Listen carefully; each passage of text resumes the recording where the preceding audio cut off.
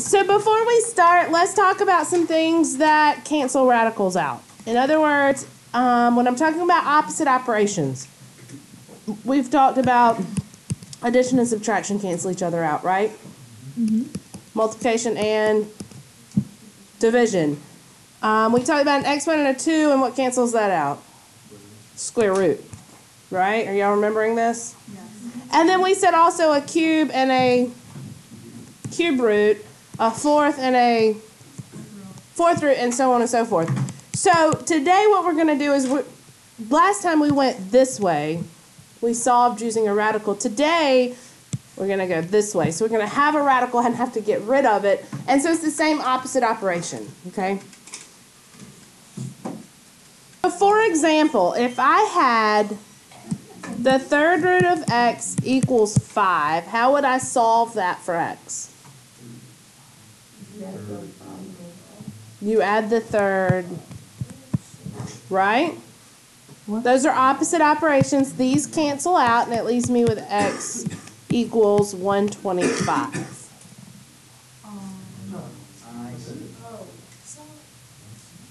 So before we might have had x to the third equals, I don't know, 27. And to get rid of this, we did what?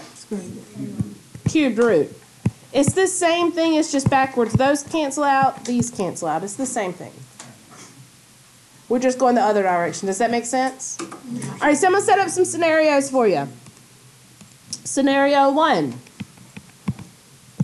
is one radical. So I'm solving an equation that only has one radical. What you want to do is completely isolate the radical before you solve.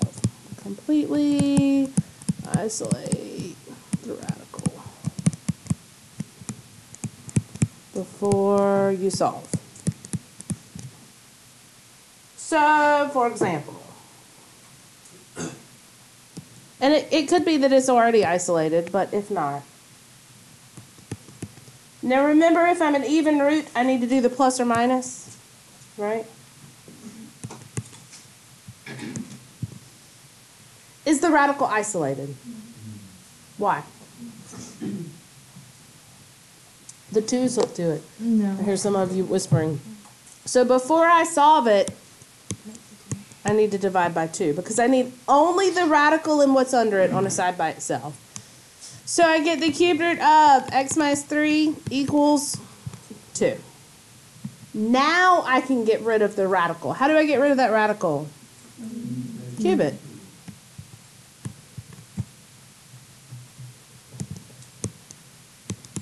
X minus 3 is 8. Add 3, so x is 11. Easy? Mm-hmm. Yeah? Because I didn't take an even root. It's just 11.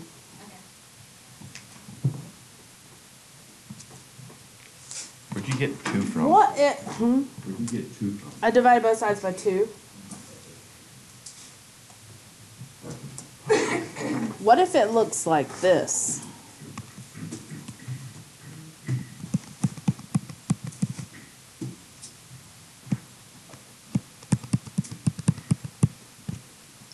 Is my radical isolated? Yes. Mm-hmm. So what do I need to do? Nothing. Wait, nothing. Once the square it. You're exactly right. Square it. Once the radical's isolated, get rid of it. So I'm going to square it, and look at this side over here. How do I square that? You got to multiply it by itself. You got to multiply it out. You got to distribute through. Uh-oh. Guess what I'm going to end up with here with? Can you guess before I do it?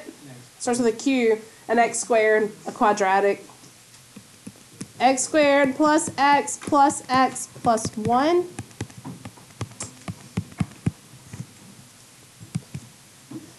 So I can clearly see this as a quadratic, and to solve a quadratic, tell me what I do. Before even that, what do I need to do? Make it what? Combine like terms. I need one side to equal what? 0. That's always my goal with quadratics, one side to 0. So I'm going to move the 7x. I'm going to move the 15. This looks like a chapter 1 problem at this point. Do you agree? Y'all are dead this morning. Come on, do you agree? Chapter 1 problem. How do I solve a quadratic equal to 0? I have multiple options I learned in chapter 1. The formula, that's always an option. That's probably the last resort. What else can I do? You can do the little box. I can do the box. I can factor it, right? If I factor it with opposite signs, is there anything that multiplies to negative 14 but adds to negative 5? 2 and negative 7. I get x and negative 7, and I get x and 2. Am I going too fast? A little bit? I'll slow down. I'll stop a minute and let you catch up with me. Now, this would give me... I got two things multiplied together to equal 0. What do I do with them? Set them both to 0. Ooh, excuse me. So I get x equals 7 and x equals negative 2. Yes, no, maybe so. Notice how chapter 1's coming back up again. I told y'all. Are all the chapters going to come back up, or is it this? They always do. All right. I told you there was a couple scenarios. That was scenario 1 when we have one radical. Scenario 2, what if we have 2 radicals? So maybe it looks something like...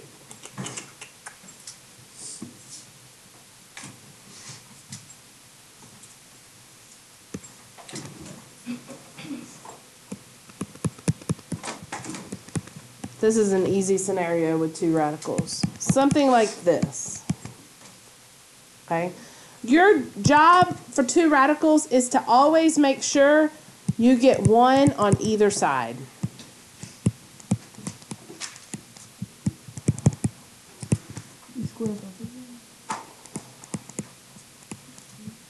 Get on both sides before raising. So, yes, Anna, you would square both of them, because what I do to one side, I also want to do to the other. So I would square here, and then what happens? What's my new equation? 2x plus 5 equals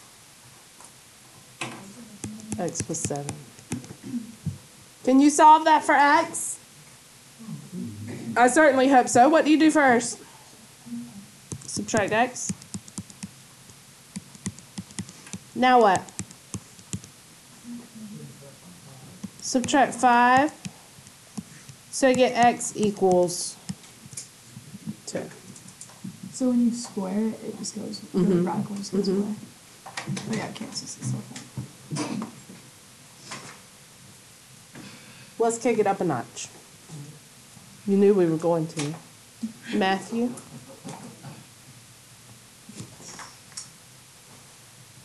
Square root of x plus 1. No, make that 2. Sorry. Put the plus 1 outside the parentheses. Matthew.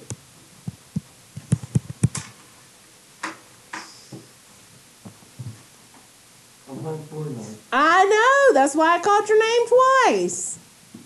All right. Are the radicals isolated? No. Are they? Yeah, I got 1 on either side. Sure. All right. So what I want to do now is I want to exponentiate both sides. Okay. The power's 2. Do we agree? Now here's the problem looking at the left side. You see that plus that sits in the middle there? That indicates I'm going to have to FOIL. So I've got square root of, I'm going to look at this square root of x plus 2 as a single term. This is the hardest that I believe that it gets. It's when you have to FOIL with a radical in there like that. This clearly just goes away. Am I confused on that step? All right, let's start multiplying. Watch carefully. What is the square root of x plus 2 times the square root of x plus 2? X plus 2. Right? Mm-hmm. 1 times the square root of x plus 2 is square root of x plus 2. Right?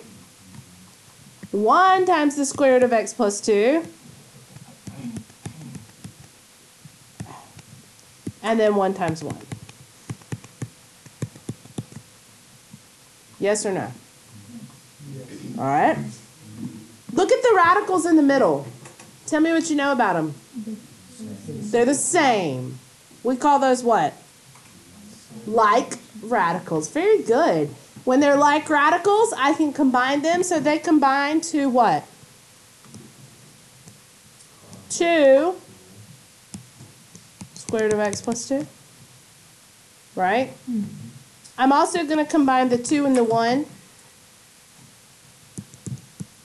And don't forget that x that sits in the front. Does that confuse anybody? I now have an equation with one radical that I need to solve. If I have a one radical equation, what do I do? Isolate it. Isolate it. Get it by itself. How can I isolate that square root of x plus 2? Go sad math though. What do I do first? Subtract 3. Subtract 3. Oh, this is going to work out nicely for us. Subtract 5. So those cancel and those cancel, so I get negative x. Now what? Anna said do what? Subtract x. So I get 2 root x plus 2 equals negative 2x. Is it isolated now? No, there's still something hooked to it. What do I do? Divide by 2. So now I have square root x plus 2 equals negative x. Is anybody confused at this point? Because I'm going to have to flip over to the next page.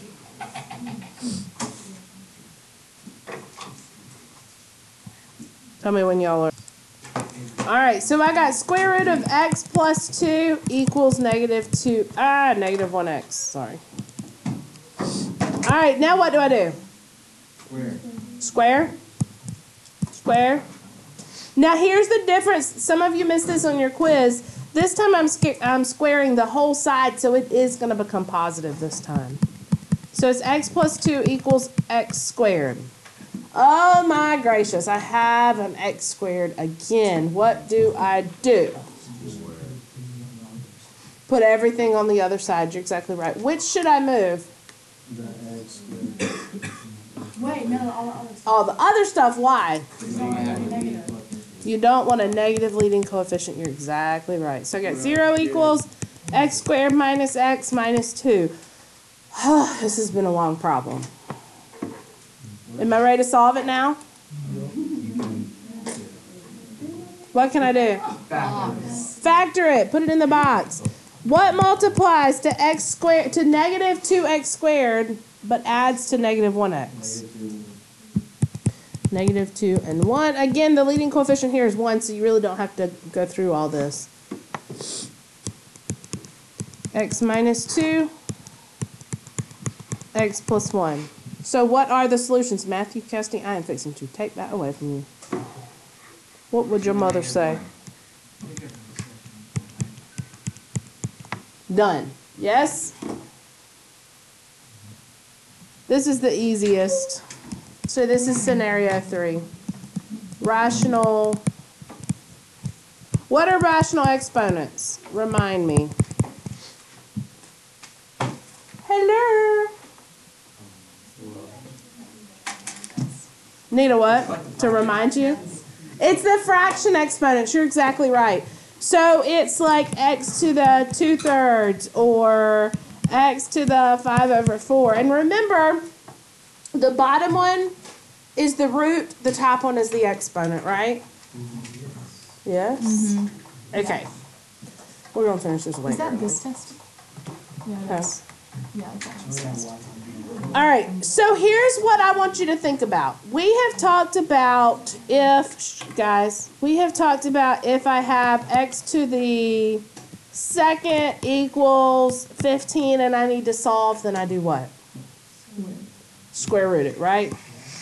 And we have talked about if I had x to the 1/3, then I do what? So it would be the third root of x. And so again, I would be raising it to the third power, right? But notice the relationship here if I raise to the third power. So now my question is, what if I have something like this?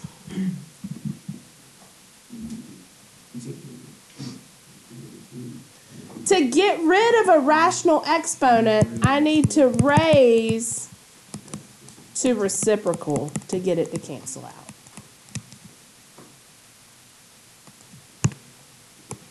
So here it would be 3/2.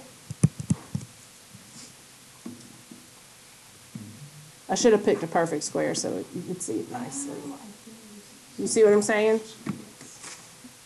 So let's do one that has a nice even solution so you can see it in action. Again, I'm going to isolate it just as I would any other radical because it is a radical. And I'm going to go from there. So let's say I have x plus 2 to the 3/4 minus 1 equals 7. What should I do first? So add 1. Add 1.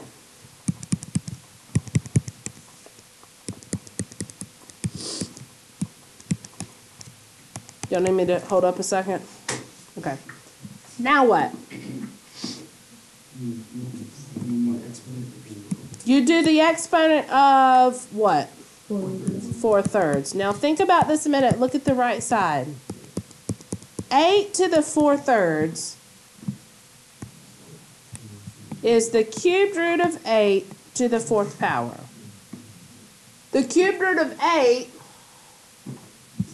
is 2, and 2 to the 4th power is... Does that confuse anybody? Speak now, forever hold your peace. Can I solve it for x now? Sure. What do I do? Subtract 2.